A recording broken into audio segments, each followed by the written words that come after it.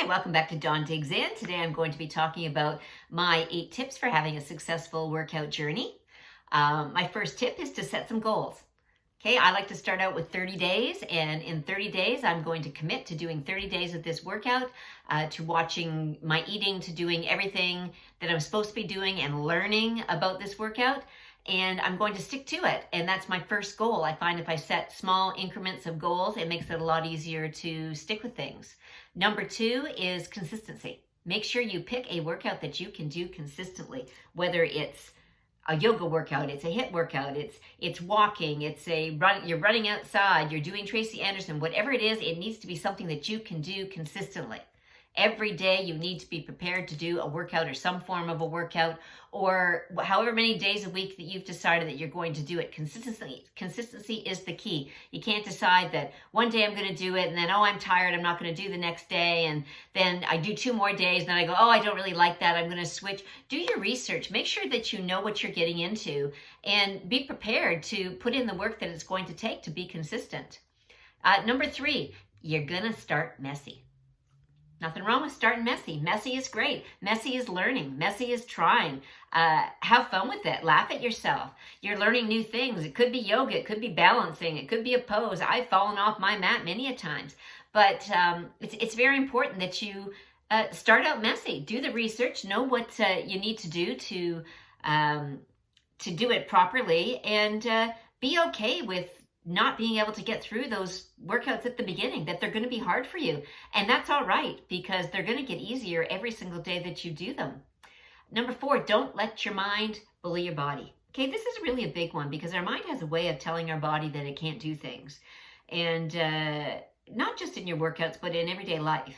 In our jobs, in school, in tests, in whatever it is. So when you're needing to dig down and get those last couple of repetitions in, don't let your mind tell yourself you can't do it. Pull that mantra out, I can do hard things, and dig in. Your body is a miraculous machine. It's the only one you've got, so make it work for you because it can. Number 5, prepare to dig in when needed. Okay, like I said, you've got to get through those last couple repetitions. Change doesn't happen when you're standing still, okay? Change only happens when you do hard things. So if the workout's too easy for you, you need to make it more difficult. You need to challenge yourself in other ways, because that could be by adding more weights to it, could be changing your angles, whatever it is. But if it's too easy for you, you're not going to see the results. And the results are the whole reason why we're setting up this workout in the first place. So make sure that you're prepared to be uncomfortable. And get used to being uncomfortable, because nothing grows in a comfort zone. So dig in, get uncomfortable, and make your workout happen, and you will see the results that you are looking for. Number 6, it's important that you make it happen. Okay, only you can make it happen. Nobody else can do this for you. You have to want it. How bad do you want this to happen? What are your whys?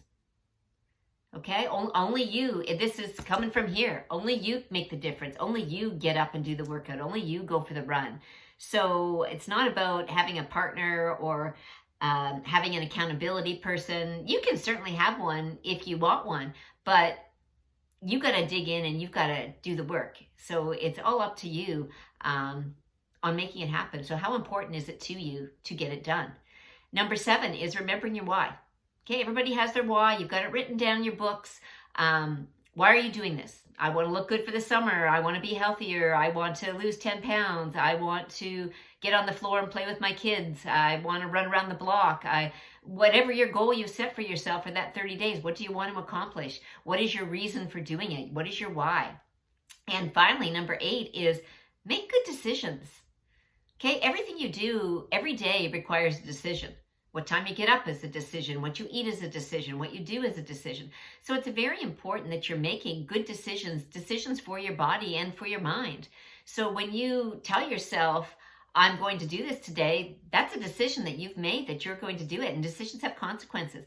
Good decisions are going to give you the body you want and give you the results that you're looking for. Bad decisions are going to give you the opposite. You're not going to be happy in what you did. You're going to feel like a failure. You're not going to have lost the weight that you wanted to do. You're not going to make your goals, and then you're going to feel that it was all a waste of time. It's not a waste of time. You just have to make good decisions.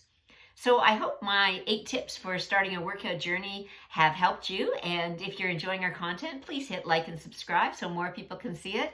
And I will be back with you in a few days for some more. So I hope you have a great workout today, and high five. You got this.